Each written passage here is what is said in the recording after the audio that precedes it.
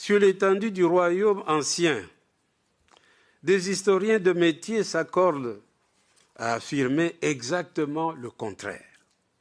À l'arrivée des premiers Blancs, ce royaume du Rwanda n'avait pas encore atteint les dimensions qui étaient les siennes à l'ère coloniale.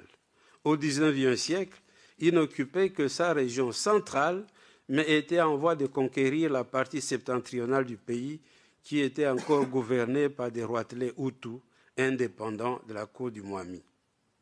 De plus, ce royaume du Rwanda serait de création bien plus récente qu'on ne l'a pensé.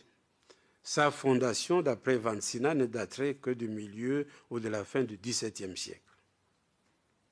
De même, en ce qui concerne la frontière rwando-congolaise, si on peut passer la carte suivante, la situation ne souffre d'aucune ambiguïté. S'il faut revenir à la première carte de la région du 1er août 1885, c'est le Congo qui a des terres à récupérer au Rwanda et non le contraire. Car sur cette carte initiale, si vous pouvez bien regarder ce coin-là, sur cette carte initiale, la partie occidentale du Rwanda était congolaise.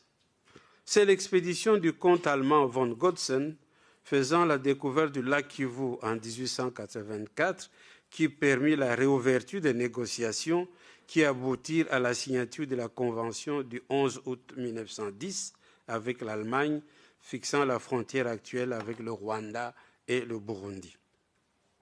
Par cette convention, qui adopta un nouveau tracé allant du mont Sabinyo au Tanganyika, le Congo perdit une partie de ses terres au profit du Rwanda-Burundi.